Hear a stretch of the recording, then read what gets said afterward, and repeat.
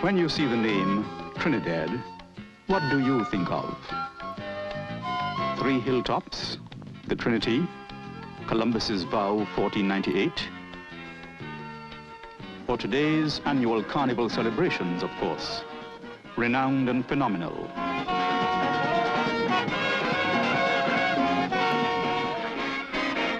And the country that gave birth to the Calypso. Almost every Calypsonian has one big burning ambition to reach this king competition in the grandstand. Oh yeah, the march grow when the gun blast. They don't care if they come last. It's fame to touch Savannah grass. And to the steel band. A seemingly bottomless lake of natural pitch, which has paved well-known streets in cities of the world.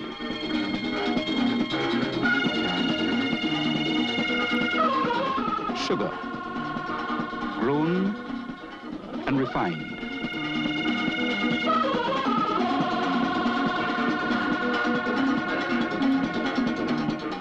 And the production of good light rums.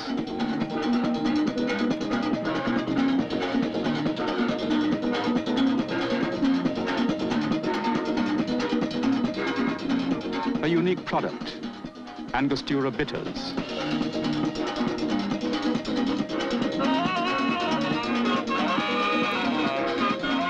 And oil, drilling,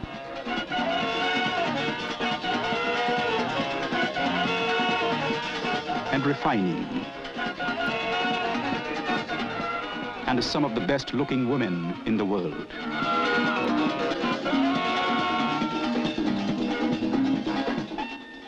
Hello, I'm Gail Binley Taylor, and I'd like to take you on a tour of my country, Trinidad and Tobago. My work as a broadcaster brings me into daily contact with my people and those who come to visit us. Through the electronic media, it is my job to keep our population, and indeed all other peoples, up to date on the aspirations and achievements of the people of Trinidad and Tobago. So, when this opportunity came not only to tell, but to show you what Trinidad and Tobago is like, I was very enthusiastic.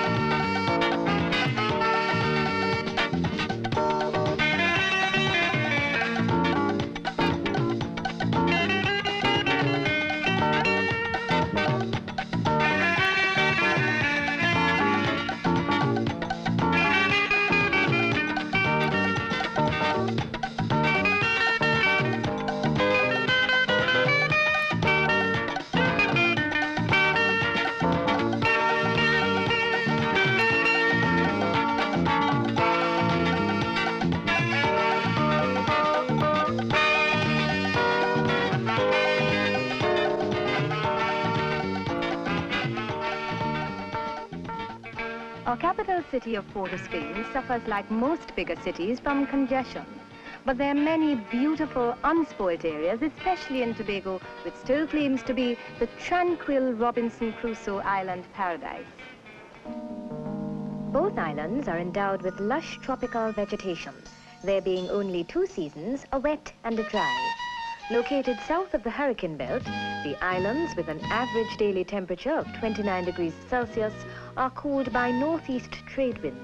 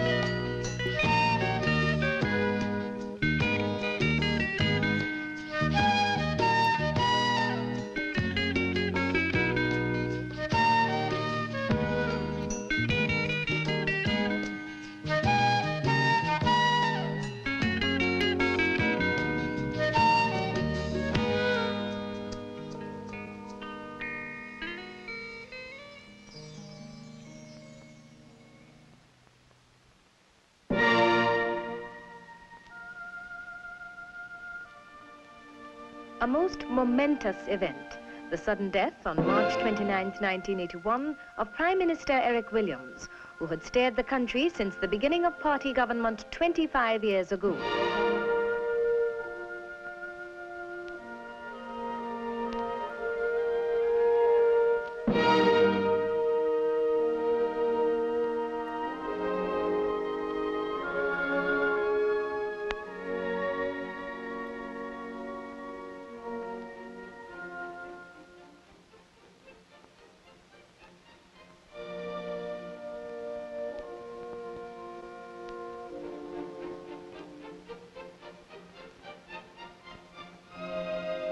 The Twin Island state has at its head a president since 1977, when it became a republic.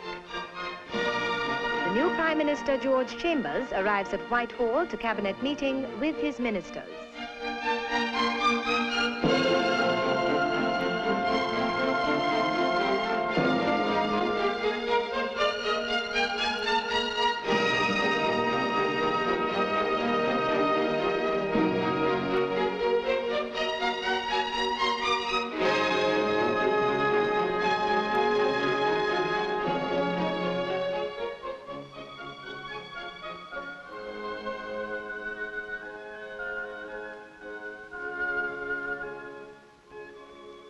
A bicameral legislature and a Westminster-style parliament of both government and opposition.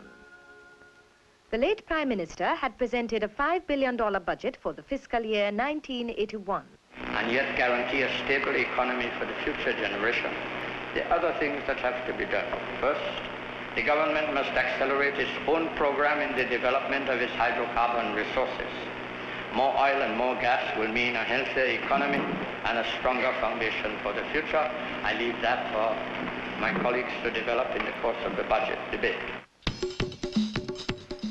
Trinidad's petroleum resources continue to dominate the economy, with the major proportion of crude being produced by marine wells. Amoco is by far the largest producer here, with Trinidad Northern Areas, Trinidad Tesoro, Texaco, and Trinidad and Tobago Oil Company Trintoc being lesser producers. The search for oil began in Trinidad in 1857, making our petroleum industry one of the oldest in the world. In 1866, oil was discovered and commercial production began in the early 1900s.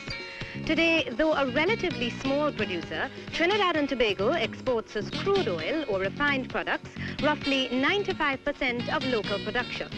This makes it third, after Mexico and Venezuela, of the 6 net exporters of petroleum and derivatives in Latin America. Within recent years, several discoveries of natural gas have been made off the coast. and reserves of this resource have been put conservatively at 12 trillion cubic feet. With these natural resources and bold planning of its government, Trinidad and Tobago has been referred to as becoming the first industrialized nation of the Caribbean.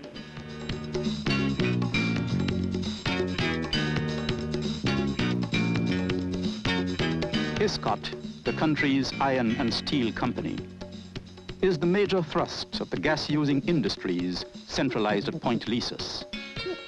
The natural harbor on this west coast site is the main attraction.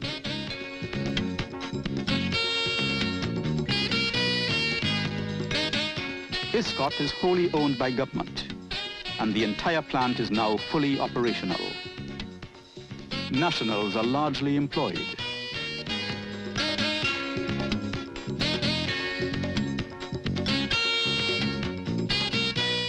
The melt shop is equipped with 2 electric arc furnaces and 2 4-strand continuous billet casting machines, and has a capacity of 700,000 tons of high-quality billets. The estimated total natural gas requirement for ISCOT is about 1 million cubic meters per day.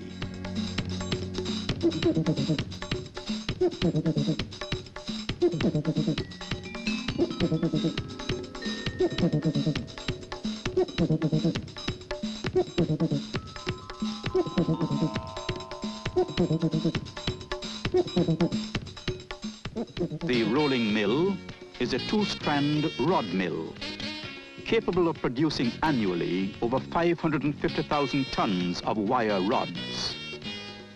Coil weights of 1,500 and 2,000 kilograms are being produced to satisfy marketing conditions.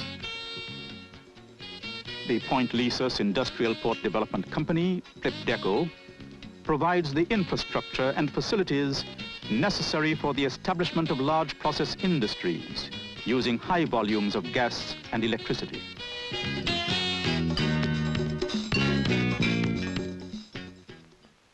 This industrial development, which can only be described as rapid, has resulted in some strain being placed on the public utilities of the 2 islands, where the quality of life, especially in the urban areas, has been said to compare favorably with that of more developed countries. But development of these utilities has not been forgotten. The Water Supply Development Program will yield by 1986 another 159 million gallons of water per day to the 100 million gallons per day now being used. A new 60 million gallons per day water treatment plant has been completed, and an additional 50 miles of transmission mains laid, together with booster pumping stations and service reservoirs. The new generating plant at Point Lisas will not only meet the needs of the industrial complex there, but will also supplement the supply to the rest of the national system. A submarine cable gives Tobago its supply, but 2 independent diesel generating units have been also installed. 15 to 20 containers an hour can now be handled at the country's container terminal, berth 6A, and a master plan is being prepared for port redevelopment throughout the country.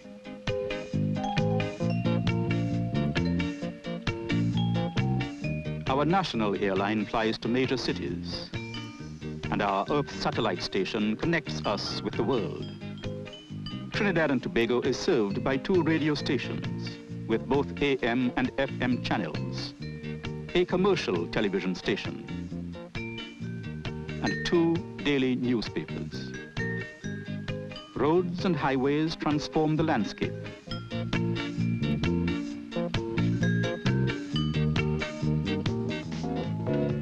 Taxis move thousands daily in a mobile population. The telephone service is on the upgrade. But both public and private housing projects lag way behind the country's housing needs.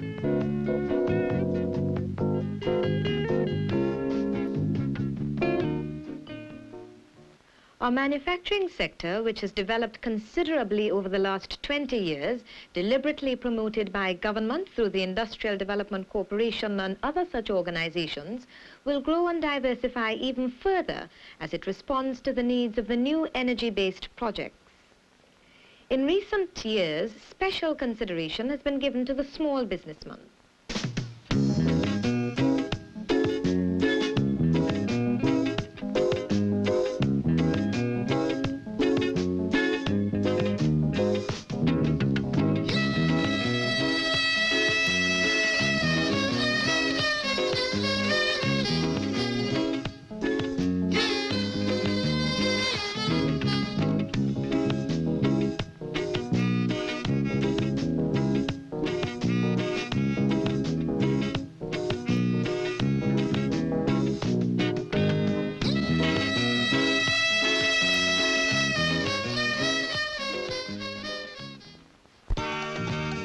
The newly chartered vessel, the Gelting, makes its inaugural 6-hour trip to Tobago.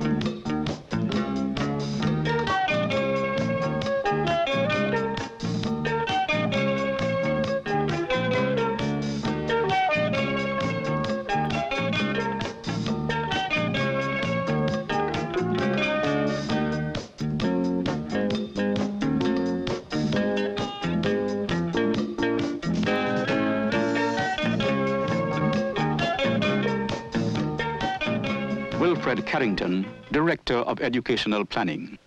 The structure of the education system in Trinidad and Tobago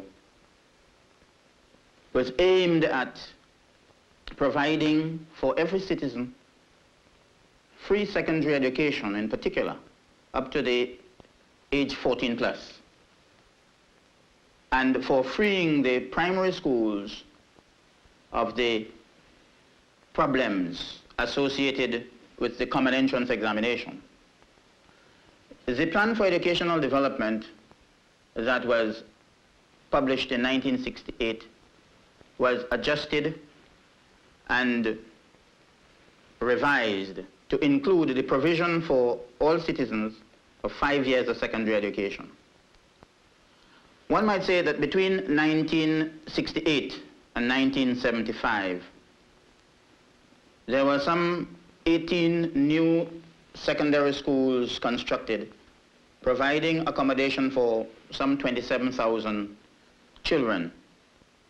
And between 1975 and 1981, an additional 23 new secondary schools were constructed, providing altogether some 46,600 places at secondary level over the 13-year period 1968 to 1981. Trinidad and Tobago's financial sector comprises a wide range of commercial banks, finance houses, trust companies, a reinsurance company, a national insurance board, all of which are presided over by the central bank. The main responsibility of the bank is the promotion of money, credit and exchange conditions favorable to the development of the economy. The bank will be sited at the new financial complex with the Ministry of Finance. The complex is being built with British management, engineering and other technical skills under a government-to-government agreement. The British are also responsible for the Hall of Justice, as well as the multi-storied car park and other construction, while, among others, Canada will provide a new airport terminal, France the Mount Hope Medical Education Complex, West Germany reorganization of public transport, and the Netherlands development of our ports. International students were trained and important research conducted at the former Imperial College of Tropical Agriculture, now a faculty of the University of the West Indies. Facilities for research for naturalists from all over the world are provided at the Asa Wright Nature Center.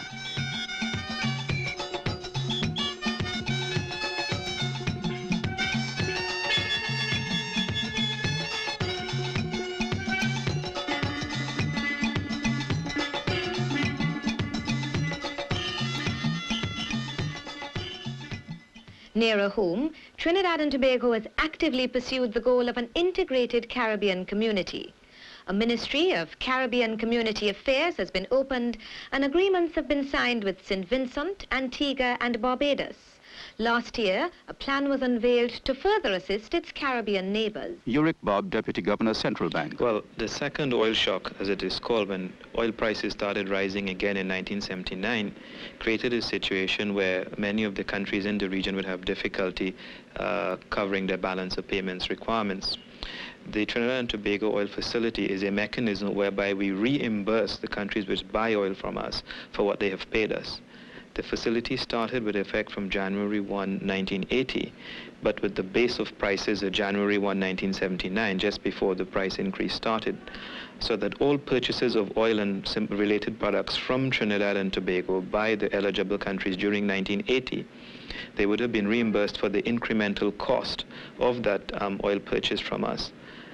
And again in 1981 and 1982. It's a 3-year facility with a total fund of 500 million Trinidad and Tobago dollars. All CARICOM states are eligible to apply, and it's a straight cash disbursement in US dollars from Trinidad and Tobago to the eligible country. To this point in time, we've had applications from 8 countries, and 2 of them have been reimbursed for purchases from this country. We have so far disbursed about 162 million Trinidad and Tobago dollars on the basis of applications totaling about 395 million Trinidad and Tobago dollars. The facility is a means whereby it works fairly effectively in that the countries simply submit to us their trade documents, and on the basis of these documents we disburse immediately, so that the funds are not tied up with any requirement for projects or any similar other activity on the part of the country. Now, the loan terms are fairly soft: 15 years to repay, 3 years grace. In the case of the more developed countries, interest rate of 3%, and the less developed CARICOM state, an interest rate of 2%, but the interest capitalized during the grace period. Carrying the torch of West Indian integration has been the West Indies cricket team, which met England at the Queen's Park Oval in Port of Spain in January. Trinidad and Tobago fielded a winning side at the World Netball Championships held at the well-appointed Jean Payer Sports Complex. And you will remember R. Hazley Crawford winning all his heats on the road to the champion sprinter in the 1976 Montreal Olympics.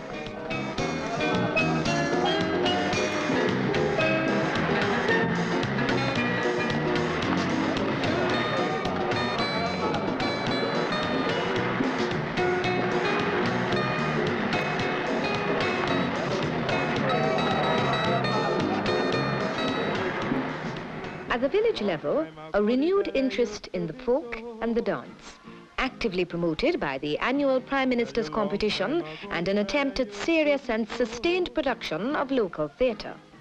I said to dance the ballet, I said to dance the ballet, I said to dance the ballet, I said to dance the ballet. Say a long time ago the ballet.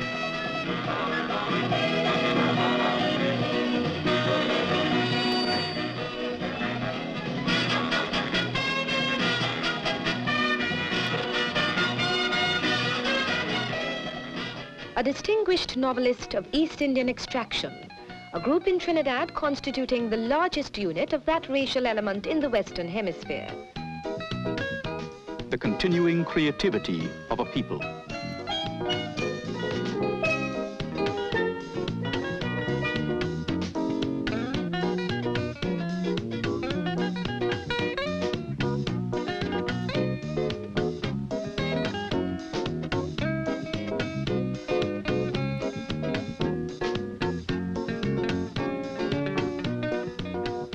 And honor to Trinidad and Tobago at the beginning of the 80s.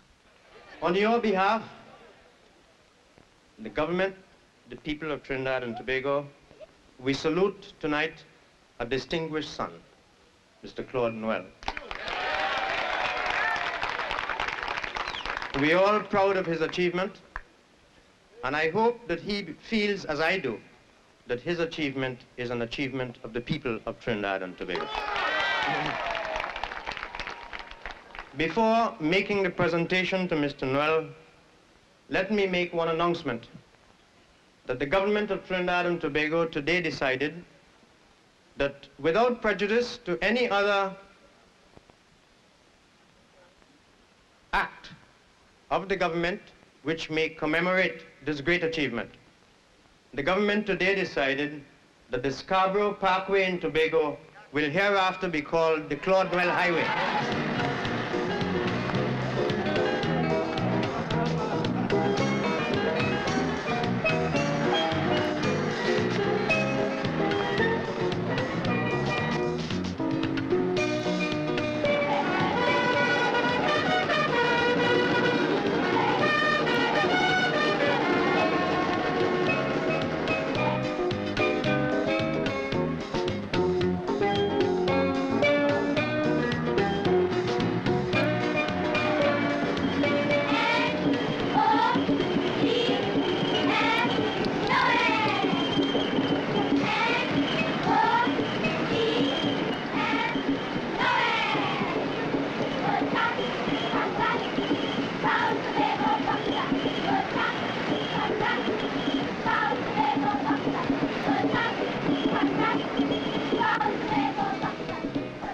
And so, with the help of film, I've been able to give you such a picture of Trinidad and Tobago that I could only have hinted at by description. In recent times, our country has been called the commercial and industrial center of the Southern Caribbean. But I'd like to leave you with the thought of how a small twin island state of just over 1 million, helped by its natural resources and planning and foresight, could hold its own among the older industrialized nations of the world.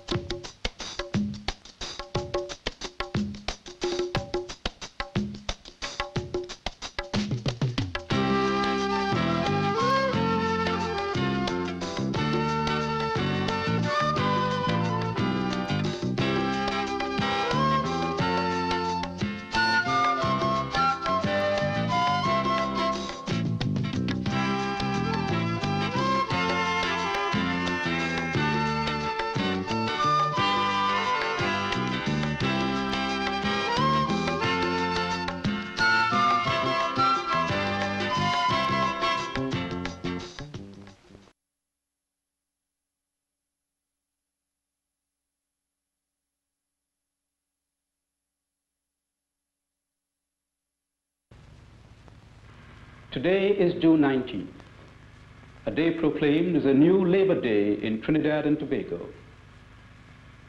Since 1889, May 1st has been recognized as an International Day of Solidarity for all workers of the world. But it seems fitting that in this Day of Independence, we in Trinidad and Tobago choose a day that has deep significance for the nation, workers and managers alike.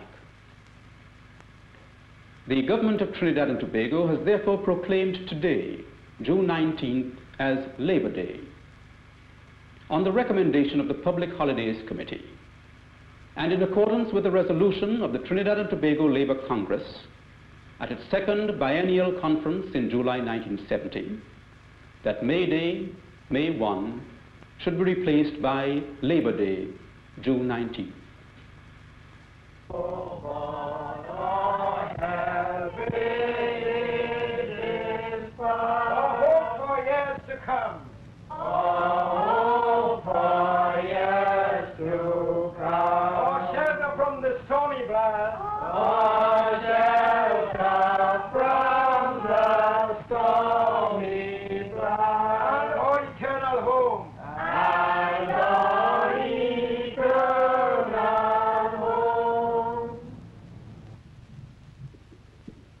Why June 19th?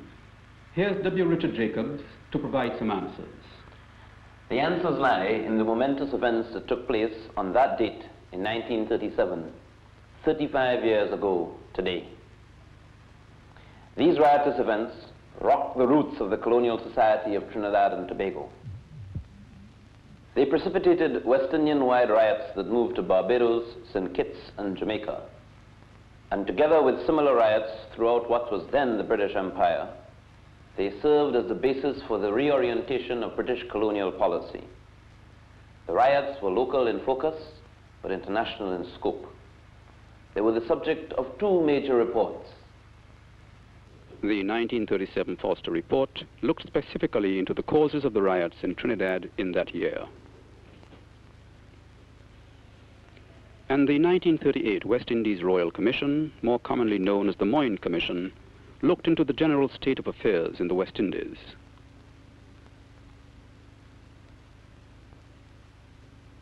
The riots began on June 19th, but their roots were buried deep in the colonial history of the West Indian people, who had been set upon by the world capitalist system from the very landing of Columbus up through the introduction of slavery and indentureship. The threatened collapse of that world capitalist system in the great worldwide depression of the 1930s affected the West Indian agricultural economy most of all. And this had far-reaching effects on the whole West Indies, since a large proportion of the working force was employed in sugar and cocoa. The Moyne Commission commented in 1938, "The trend of world conditions has become generally unfavorable to the development of territories like the West Indies, who base their economic life in the export of agricultural commodities. As a result of these factors, money became scarce for the working class, and their foodstuff, the greater part of which was imported, became increasingly expensive." That was the economic situation in Trinidad in the 1930s. But it was a situation largely confined to the working class, for the big white capitalist planters and businessmen were still making enough money to be comfortable. The same was true in the case of housing, health, and education, to name just a few. The working class lived in deplorable houses. Health facilities were inadequate and expensive. Education was available to the privileged few. In 1937, Foster described the village of John John, Port of Spain, as an entangled conglomeration of unsightly, ruinous huts and privy cesspits, placed helter-skelter on a sloping, steep and slippery hillside, a danger to health, life and limb for the local residents, and a menace to its surrounding city population. In the case of health, the Moyen Commission reported that laborers, peasant farmers, shop assistants, clerks, chauffeurs and domestic servants, among others of the working class, suffer hardship through having to pay the excessively high fees charged for medical treatment. The Foster report presented an equally serious picture of the health situation. Hookworm was found in 79% of the people in Cunupia, and over 50% of all East Indian adult patients in Port of Spain had enormous numbers of hookworm. The collapse of the economy, the poor returns from agricultural and industrial employment, the disastrous health and housing conditions affected all members of the Trinidad working class, Negroes and Indians alike. Negro and Indian workers both also suffered from racialism at the hands of the white managers in oil and sugar, many of whom had, in the case of oil, come from South Africa, that bastion of white racialism. This racialism accounted in some measure for the hostility of the workers to the managerial class during the riots that were to come. In the judgment of the Moyen Commission, perhaps unlike earlier disturbances, the discontent that underlines the 1937 and 1938 disturbances in the West Indies represents a positive demand for the creation of new conditions that will render possible a better and less restricted life. In Jamaica, Alexander Bustamante and Norman Manley arose to articulate the workers' grievances. In Barbados, Clement Payne paved the way for Grantley Adams. Marichaud was the man in Grenada. A decade later, he was succeeded by Eric Gary, who spoke for the Grenadian working class. Vere Bird spoke for Antiguans. For the people of St. Kitts, Robert Bradshaw. Ebenezer Joshua spoke up for workers' rights in St. Vincent. In this field of giants, Tubal Uriah Buzz Butler held his own and superseded many of them. Butler was born in Grenada in 1891. During the First World War, he joined the West Indian Regiment, and like many of the radicals of the 1920s, hero-worshipped Captain Cipriani, who was in his heyday as president of the Trinidad Working Men's Association, the TWA. Butler came to Trinidad in 1921 at the age of 30 to work in the oil industry, where pay was more rewarding than in the Grenada nutmeg fields. In 1929, he sustained an injury in the oil fields, which left him with a permanent limp. Sometime between 1922 and 1930, Butler became deeply involved in the evangelizing Moravian Baptist Church, and by 1930, he had established a reputation in the oil belt as a fiery preacher. Many of the members of his congregation worked with him, and he developed a personal relationship with them. Up to 1932, Butler was a strong member of Cipriani's TWA, and an equally strong supporter of Cipriani himself. The split between the two men began in 1932. In that year, the Trade Union Ordinance was passed. Cipriani took the radical position that the TWA should not register under what was essentially a reactionary piece of legislation, but should instead become a political party, the Trinidad Labour Party, the TLP. But this decision, though perhaps acceptable to both Butler and another leading light in the TWA, Adrian Kohler Rienzi, was reached by Cipriani after consultation with English trade union friends, and Butler and Rienzi had no part in the decision. Cipriani's dictatorial approach to decision-making alienated both Butler and Rienzi from him. Rienzi then set up his Citizens' League in San Fernando in 1934. And in 1936, Butler finally left the TLP and formed his own British Empire Workers' and Citizens' Home Rule Party, more commonly known as the Butler Party. Butler's decision to form a political party was motivated by the events surrounding the 1935 Apex oilfield strike. On that occasion, the workers at Apex went on strike for better pay and working conditions. Cipriani and the TLP did not support the strike because they claimed that it was unauthorized. Authorized or not, Butler led the 120 workers who had been dismissed as a result of their strike action on a march to Port of Spain. By leading this march, Butler successfully demonstrated his commitment to action and charged Cipriani with backpedaling and somersaulting tactics. Butler later described Cipriani as a great leader on the war front, thousands of miles from Trinidad and Tobago. Perhaps this was a bit unfair, for Cipriani openly regarded himself as a reformer, while Butler thought of himself as a revolutionary. In that sense, they were incompatible, and the break was inevitable. Butler went his way, closely followed by Rienzi, and Cipriani went his. Faizabad was the base of Butler's party, a town described by the Foster Commission as an unkempt village on the edge of the oil fields. It is from here that Butler appealed to the work people from the standpoint of wages.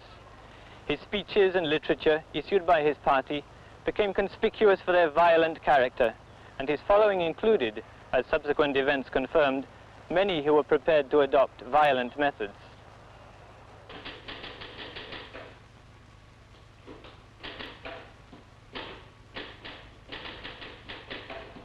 In his frequent letters to the governor, he mentioned about the rising cost of living, the poor housing conditions, the poor health facilities, etc. And as if by design, included in each letter was an item which highlighted the insults meted out to the black workers by the white managers. As if by design, too, Butler's letters and utterances invariably made mention of the suffering of the Negro workers and the Indian toilers, as he called them. Oh, it's a sad thing to remember, you know. And it's sadder still for me to relate today, when things seem to have changed quite a lot. But as I remember, the conditions of the poor Indians and Negroes in sugar and oil, respectively, was nothing short of subhuman. It was clearly a case for early rectification. But how to do it? Letter after letter was dispatched to the powers that be in the oil and sugar industry.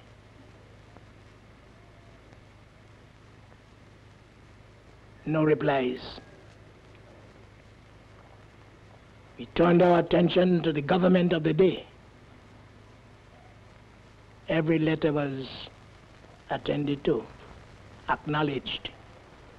But what about the alleviation of the condition of these poor workers? Well, nothing was attempted, nothing done. And so I thought that the time had come when we had to take positive action to achieve positive results insofar as betterment of the condition under which these people were forced to live and die and work are concerned. Different words describing the same system of exploitation made Butler's appeal a definite gesture to Afro-Indian solidarity. This approach paid off, for when the workers went on strike on June 19th, it emerged as a strike of all workers, Indians and Negroes, directed against all employers. There are some necessary corrections which must be made in the Foster report. The Commission suggests that the June 19 strikes were prearranged and that a signal to start the strike was given by Butler. But after painstaking research, I have been able to ascertain that the strikes actually started by accident. Though the Foster report acknowledges that the strike started at Forest Reserve at 4 a.m. on the morning of June 19th, it goes on in apparent contradiction to say that the signal for the strike was given at 5:30 a.m., at least 1.5 hours after the strike had actually started. All the information here is garbled and incorrect. During his treason trial, Butler himself refuted the suggestion that he authorized the June 19 strike, or that he had anything to do with any prearranged signal.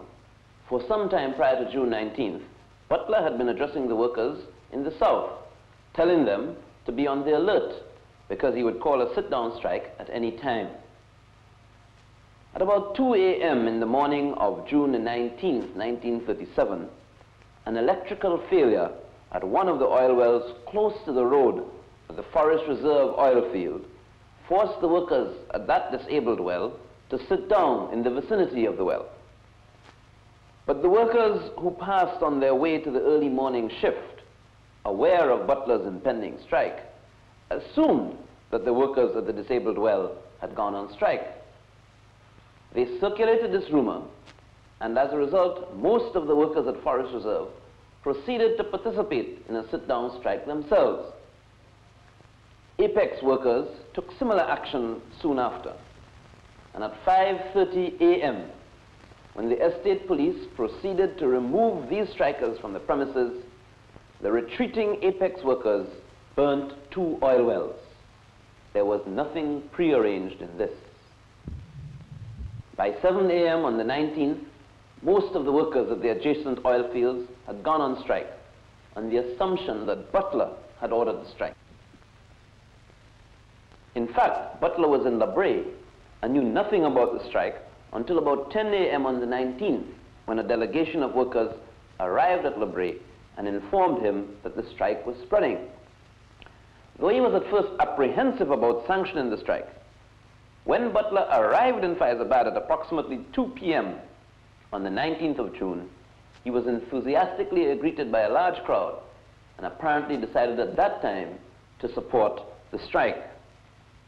Later in the evening, around 7 p.m., the police attempted to arrest Butler for using violent language and counseling acts of violence while he was addressing a meeting. But the crowd prevented the police from arresting Butler, and a plainclothes policeman, Corporal Charles King, who attempted to arrest the escaping Butler, was beaten by the crowd. Oil was later poured upon him, and he was burnt to death. These events have, over the last 35 years, been commemorated in Faizabad. The following short excerpt shows how it was commemorated in 1965. Labor and workers meet again to mark the 20th anniversary of the 1937 riots at the famous Charlie King corner in Faizabad. After his jump attempting to escape incensed workers, King, a policeman, was burnt to death. To labor militant for its rights, attention was also given. This year, government moved swiftly in labor legislation and introduced the Industrial Stabilization Act, remembering a worker who fell. And Uriah Buzz Butler, 1937's dynamic labor leader. I like an evening gone on.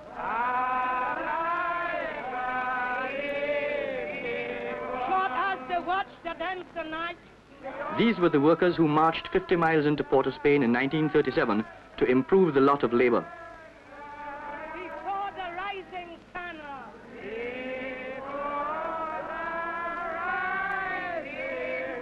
Time like an ever-rolling stream. And Butler, the old fighter, now honored as a patriot and granted a pension by government. the men and women of Trinidad and Tobago who contributed to the vibrant development of the trade union movement.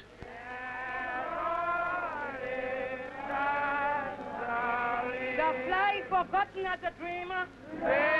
The spot where LeBray Charles died.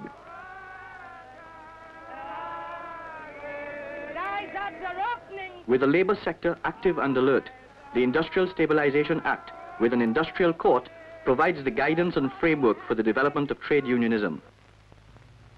Butler stayed in hiding for 3 months, and though a reward for $500 was offered for information leading to his arrest, he was harbored in various parts of Trinidad and Tobago and later spirited to Venezuela without detection.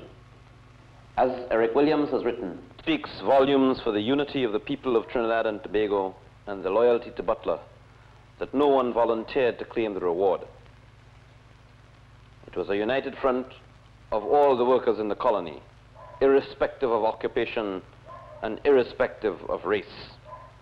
Butler had become a national hero, and Trinidad and Tobago had received a new political leader.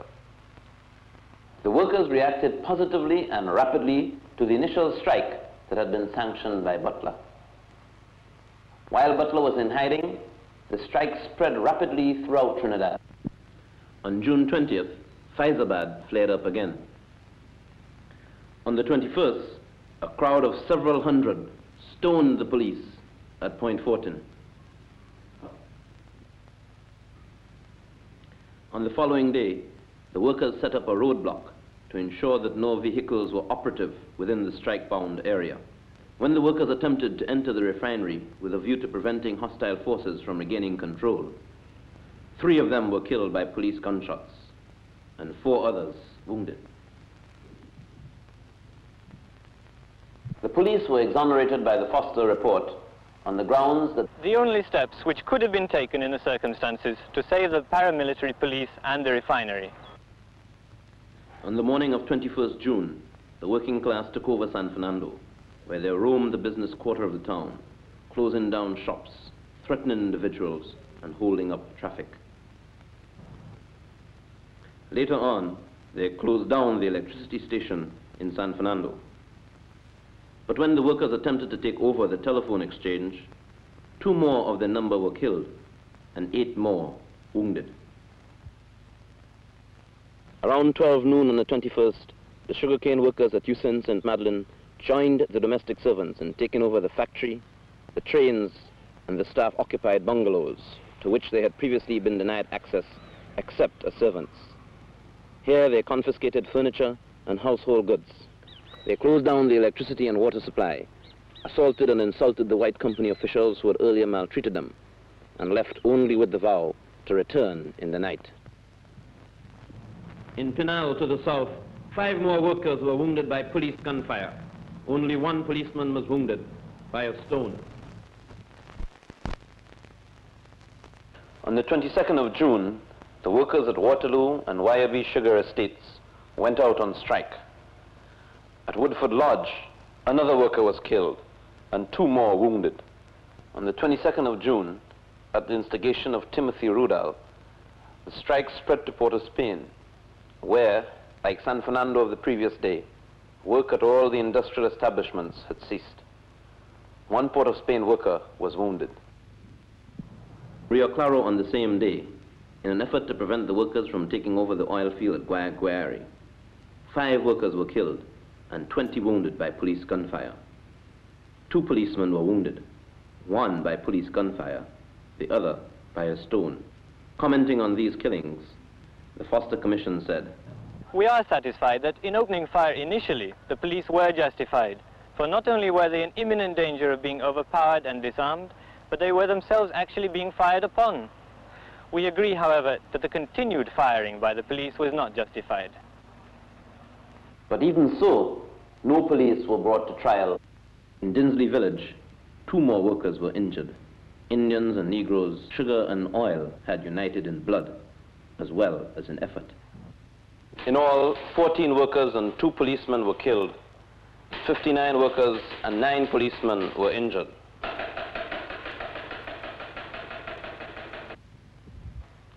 In all, about 2,000 officers and men were mobilized against the workers. In addition, 2 warships with 210 officers and men were urgently called to Trinidad from Bermuda.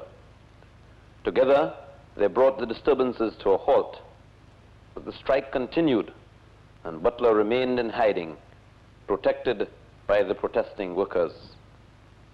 Throughout the entire drama, the focus was on Butler. He had threatened the strike and supported the workers when they took premature action.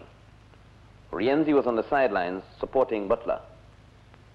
And Cipriani, absent from the scene, was on his way home from England, where he had gone to attend the coronation of King George VI.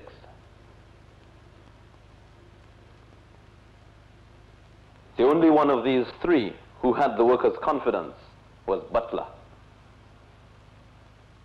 Cipriani certainly did not. While he was away, the General Secretary of his organization, the Trinidad Labour Party, pledged his party's solid support, to quote him, for the government. And when Cipriani returned from Buckingham Palace, he stated that, and I quote, "It is with great pleasure indeed that I make the definite statement that none of those concerned, either directly or indirectly, are members of the TLP," unquote. He urged the strikers to use constitutional means to express their grievances, but neglected to point out that the Crown Colony system, which permitted less than 10% of the adult population to vote, provided no constitutional means by which the workers could express their grievances. It was a serious omission on Cipriani's part, and it was this type of posture that caused Butler to dismiss him in the way that he did. And it was Butler's commitment to the total revolutionization of the Crown Colony system that made him, as Williams observed, the hero and spokesman of the working class. Yet the Crown Colony government refused to recognize Butler for what he was. Instead of calling Butler out of hiding to negotiate on behalf of the workers, they hunted him like a common criminal and set up a mediation committee to hear the workers' grievances. They established contact with Butler through Rienzi, who had Butler's complete confidence and became his accredited emissary. In the course of the negotiations, Butler, whose British Empire Workers and Citizens Home Rule Party lacked proper organization, admitted that he could not order the workers back to their jobs. The police took this as a signal to crush the strike, and through a process of intimidation, the strike was broken, and most of the workers returned to their jobs by July 5th, 17 days after the strike had started. In the judgment of Eric Williams, the disturbances of 1937 were a close approximation to a general strike. These strikes and disturbances signaled the beginning of mass political consciousness in Trinidad and Tobago, and gave the workers the type of self-respect which they had never achieved since leaving Africa and India. This self-respect and self-confidence were the basic requirements for freeing the country from colonial rule. In recognition of the workers' achievements, the governor and the colonial secretary paid unusual tribute to the strikers and their leader. Listen first to the governor. On Butler, His Excellency had this to say. It seemed to me that while Butler was somewhat extravagant in his views, there was sincerity in the man. There was, running through his speeches and through his letters, an undercurrent of sincere appeal. Now, what caused these riots? A Dutch doctor with 20 years' experience in the field told me that he had never seen such distressing conditions as existed amongst the East Indian population, where apparently men and women suffered from a deficiency of all the known vitamins. This was nothing but a total condemnation of the Crown Colony government. Listen to the governor on the racial situation. I am quoting complaints which run through numerous documents, and more particularly through all Butler's letters and speeches. The employing class is largely white. The employed, almost wholly colored and mostly West Indian. a considerable number of young white men have been taken on in higher posts to the exclusion of the senior colored man. I have just received a report which shows that the attitude of the white employers goes a great deal towards cultivating racial hatred, and that fear of the white man was being encouraged instead of respect for the white man. This, to my mind, goes to the heart of the matter. And I am certain that the white employer class in Trinidad will find in tact and sympathy a shield far more sure than any forest of bayonets to be planted here. Then there is the Red Book, or service book. The employers tell me that this book is used to ensure that if a man occupies a skilled position, he can command a wage in accordance with his merits. Labor, on the other hand, believes that this book is used to prevent men from moving from occupation to occupation. This was as clear an indication as any of the chasm existing between the black workers and the white employers. On the economic issue, the governor had this to say. We have the fact that the increase in the cost of living has gone up by 17%. That is a large matter for the lower paid men. But in defense of the oil industry, he stated in apparent contradiction, as far as I know, there is no good ground for an all-round increase in the oil industry. Concerning the agricultural workers, the governor revealed that wages have been pressed down. When a man has not got a living wage, he cannot possibly be efficient. He is worried. There are debts, rent unpaid, wife ill, a number of hungry children to be fed. Nobody can put in a proper full day's work under these conditions. Now, in the urban areas, a very large majority of the 15,000 school children of Port of Spain do not get a breakfast in the course of the day.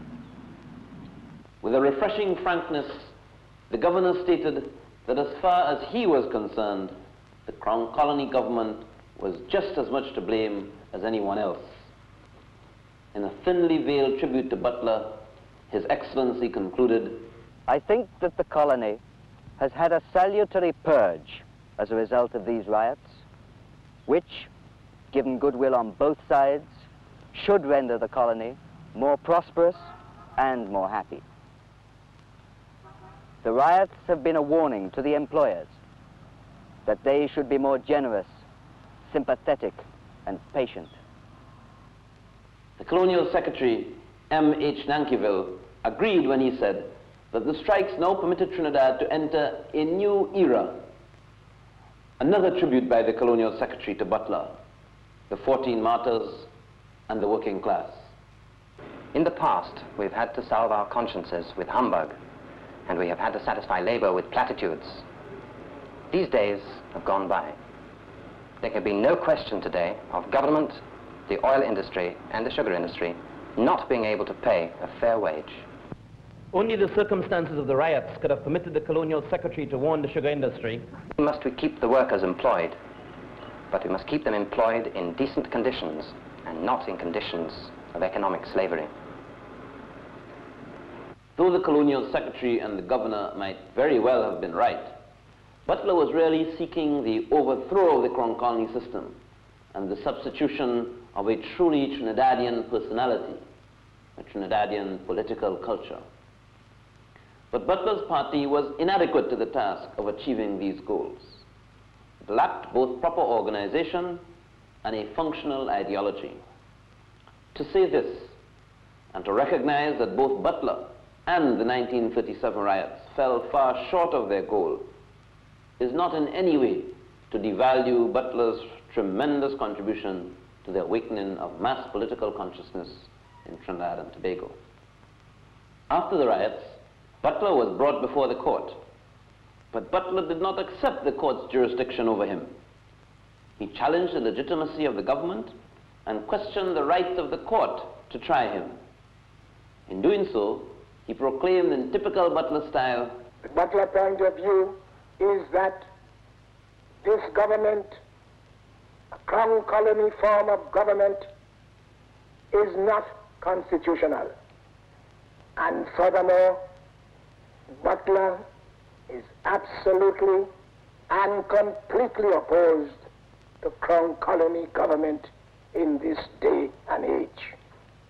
And so a court that is set up by a crown colony government cannot be capable of trying Butler or convicting Butler. I reject any verdict coming from this court. I reject any verdict coming from this court. Even so, he was convicted of sedition and given the maximum sentence of 2 years imprisonment. He appealed unsuccessfully to the Court of Criminal Appeal of Trinidad and Tobago, but a subsequent appeal to the Privy Council in the United Kingdom was allowed on the grounds that the court which had heard the original appeal was not properly constituted.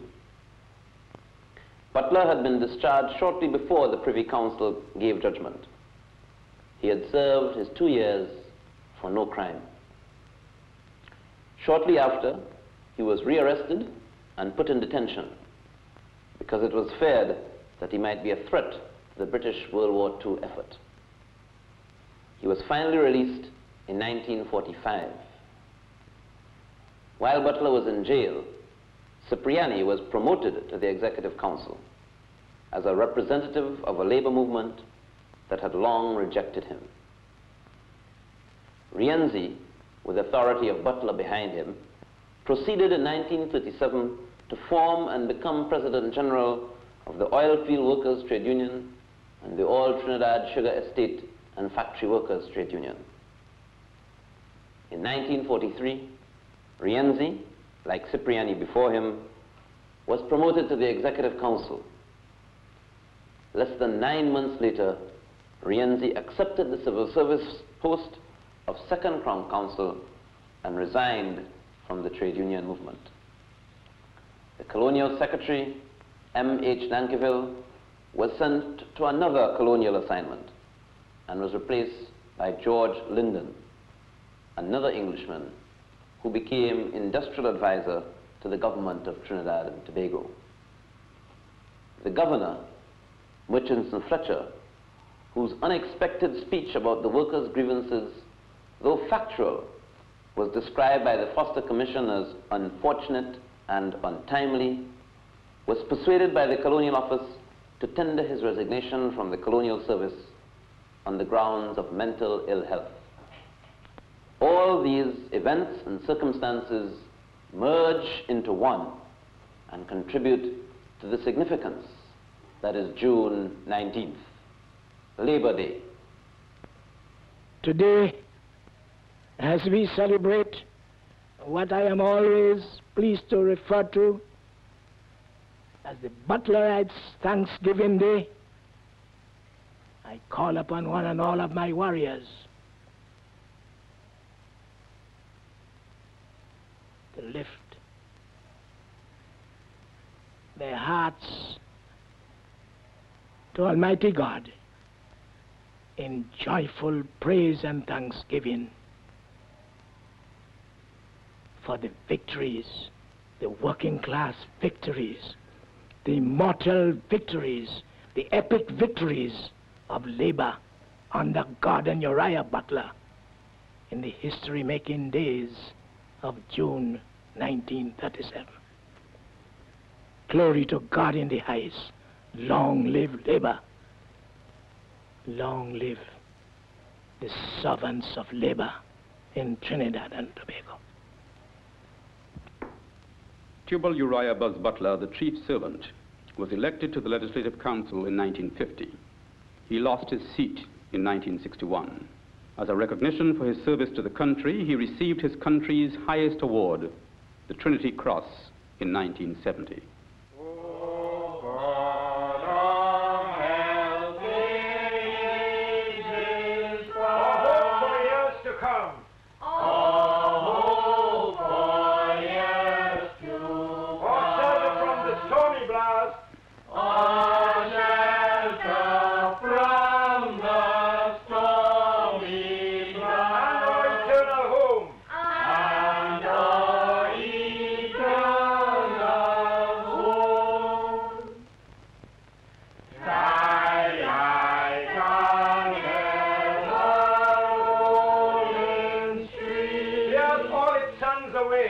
There's always sunshine.